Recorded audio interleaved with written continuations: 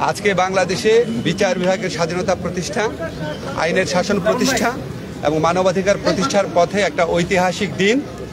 আজকে আমাদের আনুষ্ঠানিকভাবে বাংলাদেশের সুপ্রিম কোর্টের স্বতন্ত্র সচিবালয় স্থাপন করা হলো। এই সচিবালয় আইন করার জন্য বিগত 3 দশক যাবৎ বিভিন্ন রকম চেষ্টা করা হয়েছে, এর আগে করা সম্ভব হয় নাই।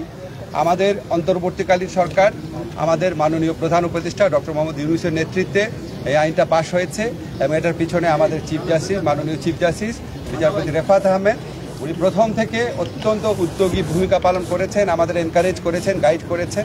এখন এটা প্রতিষ্ঠিত হলে বাংলাদেশের মানুষের লাভ কী?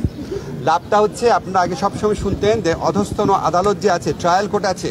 এক্সট্রিম মশার কয়েল প্ল্যান্ট ফাইবার দিয়ে তৈরি, তাই সহজে ভাঙে না, সুগন্ধিযুক্ত ও নিরবিচ্ছিন্নভাবে জ্বলে। ডেঙ্গু, চিকুনগুনিয়া বাহি সহ যে কোনো মশার বিরুদ্ধে দেয় এক্সট্রিম সুরক্ষা। সেগুলির উপর যে রাজনৈতিক সরকারের মন্ত্রীরা ছিল, বিশেষ করে আইনমন্ত্রীর কথা বেশি শোনা যেত, ওনারা অনেক ধরনের খবরদারিত্ব করতেন, কে জামিন পাবে, কে জামিন পাবে না, কি রায় হবে, কিভাবে রায় হবে না, এই সমস্ত কিছু, কোন মামলাটা আগে শুনানি হবে, কোন মামলা হবে না, বিচারকদের পোস্টিং, পদোন্নতি, বদলি, সমস্ত কিছু রাজনৈতিক প্রভাবের মাধ্যমে নিয়ন্ত্রণ করা হতো।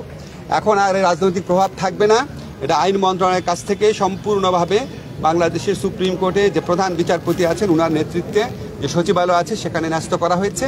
আগামীতে আমরা বিশ্বাস করি এই সচিবালয় বাংলাদেশে আইনের শাসন প্রতিষ্ঠার পথে একটা বিরাট ভূমিকা রাখবে। এটা ছাড়াও এই সচিবালয়ের মাধ্যমে সুপ্রিম কোর্ট আর্থিক স্বাধীনতা পেয়েছে। আমার মনে হয় আমরা এই পর্যায়ে আমাদের মাননীয় প্রধান বিচারপতি জাস্টিস ডক্টর রেফাত আহমেদ